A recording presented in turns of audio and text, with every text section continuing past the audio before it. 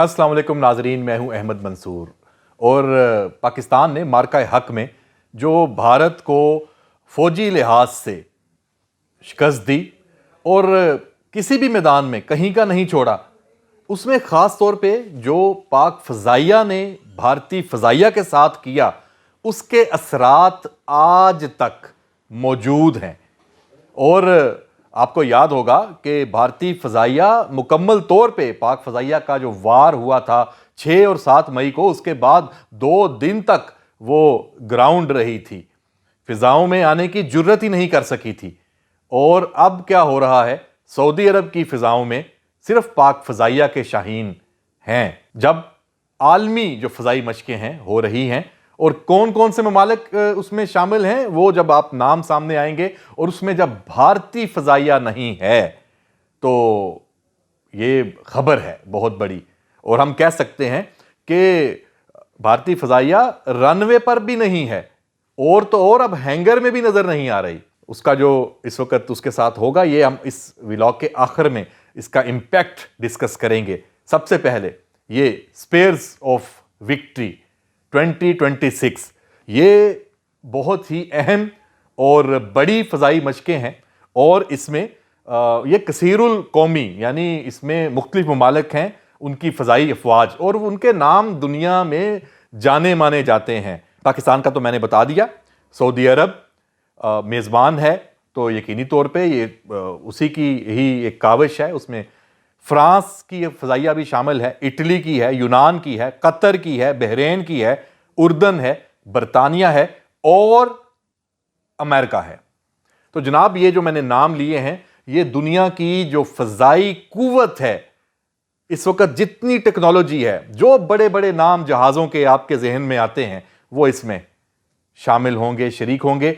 पाक फ़ज़ाइया F-16 block 52 जो तैयारे हैं, उनके साथ हमारा जो दस्ता है वो किंग अब्दुल अजीज़ एयर बेस सऊदी अरब का, वहाँ पे वो पहुँच चुका है। और ये मशक़ें शुरू हैं, मतलब उसका पूरा प्रोसीजर जो जैसे होता है वो एक अपना तयशुदा है। और क्या है इसमें जनाब, ISPR ने इस हवाले से जो इन्फॉर्मेशन शेयर की है, जो आलमी मीडिया डिफेंस से रिलेटेड जितने जराइद हैं, सोशल मीडिया के जो ऊपर जो माहिरीन दस्तयाब हैं, उनके तज्ज़िये भी हैं, और मिडल ईस्ट से भी खबरें आ रही हैं, उसका निचोड़ अगर आपके सामने पेश करूं तो ये जो मशक़ है, ये फ़ज़ाई अफवाज के माबैन हम आहंगी, अमली इश्तराक, पेशा वराना बसीरत और सलाहियत में इजाफे के लिए एक मजबूत प्लेटफॉर्म ये फ़राहम करती है। और जो एक बड़ी फ़ज़ाई क़ुव्वत की तैनाती, जब ज़ाहिर सी बात है मुख्तलिफ ममालिक की जो फ़ज़ाई अफवाज हैं वो जब बाहम मिल के एक मशक़ करेंगी, तो फिर एक आलमी मंजरनामा भी उभरेगा फ़ज़ाई जो जंगी क़ुव्वत है उसके हवाले से।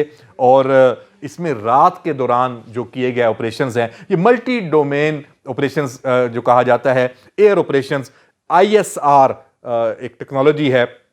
और इसमें जो जदीद इलेक्ट्रॉनिक वारफेयर का माहौल है वो भी इसमें कारगर होगा। आपको याद होगा मार्का हक में जो इलेक्ट्रॉनिक वारफेयर, साइबर वारफेयर, हर मैदान में पाक फ़ज़ाइया ने अपना लोहा मनवाया था। और पूरी दुनिया ये मशक़ें एक दूसरे के जो तजुर्बात हैं फ़ज़ाई अफवाज, वो उसे सीखने के लिए भी हैं और सिखाने के लिए भी हैं। और पाक फ़ज़ाइया यकीनी तौर पे दुनिया की बड़ी फ़ज़ाई अफवाज हैं, हम भी सीखेंगे लेकिन हम सिखाएंगे भी। सब जानना चाहते हैं कि मार्का हक में क्या हुआ था, क्या हिकमत अमली अपनाई गई थी। वो मैदान जंग में, अमली जो एक मैदान जंग का माहौल होता है, उसमें इन मशक़ों में ये जो हुनर है, ये कारकर्दगी है, ये जो सलाहियत है, ये पाक फ़ज़ाइया वहाँ पेश कर रही है। और ये मल्टी जो नेशनल फोरम है, इसमें पाक फ़ज़ाइया की जो शिरकत है उसकी एक आलमी जो अहमियत है वो पहले से इसलिए भी ज़्यादा है, जैसे मैंने शुरू में बात की, भारत की जो फौज है वो वहाँ पे नहीं है। हाँ, राफेल वहाँ पे ज़रूर हैं, फ्रांस चूँकि वहाँ पे है तो राफेल का आमना सामना भी होगा। और इसके साथ जो पाक फ़ज़ाइया के जहाज़ हैं, हमारे जो पायलट हैं, वहाँ पे वहाँ राफेल भी होंगे। F-15 जो जदीद तरीन जो अमरीकी फ़ज़ाइया के पास जहाज़ है वो भी इसमें शामिल है। इसके साथ साथ जो सऊदी जो फ़ज़ाइया के साथ दुनिया के बड़े जो मशहूर जो जहाज़ हैं वो इसमें मौजूद हैं, वो भी इसमें हिस्सा ले रहे हैं। اور اٹلی کی فضائیہ کی بھی اہمیت ہے. قطر کے پاس F-16 بھی ہیں اور F-18 بھی غالباً ہیں ان کے پاس, رافیل بھی ہیں قطر کے پاس. تو جناب یہاں یہ ایک جو مشقیں ہیں یہ بہت ہی اہم ہیں. اور پھر پاکستان اور سعودی عرب کے درمیان جو ایک اسٹریٹجک ڈیفنس ایک ریلیشن ہے, ایک ایگریمنٹ سائن ہوا, اس کے بعد ان مشقوں کی اہمیت اور بھی بڑھ گئی ہے. اور ہم ایک جو اشتراک کار باہمی, یہ جتنے ممالک بھی شریک ہیں, پھر جتنے چیلنجز اگر مشترکہ طور پہ کچھ سامنے آتے ہیں ان میں بھی پھر یہ اکٹھے ہی آپ کو نظر آئیں گے. یہ ایک تاثر جاتا ہے جو بھی مشترکہ مشقیں ہوتی ہیں. تو جناب یہ ایک بین الاقوامی عسکری تعاون کے حوالے سے بھی بہت اہم ہے. اور جیسے میں نے کہا کہ اس میں بھارت مشقوں میں تو شامل نہیں ہے, لیکن اس کے ساتھ ساتھ سائیڈ لائن پہ کسی آبزرور کے طور پہ بھی ابھی تک کوئی نام بھارت کا, انڈین ایئر فورس کا سامنے نہیں آیا. اس لحاظ سے, اس اعتبار سے پاکستان نے, اگر ہم یہ کہہ دیں, ہم یہ کہہ سکتے ہیں کہ مارکہ حق کے بعد ان مشقوں کے محاذ پر بھی پاکستان نے بھارت کو, پاک فضائیہ نے بھارتی فضائیہ کو چاروں شانے چت کر دیا ہے. اجازت دیجیے, اللہ حافظ.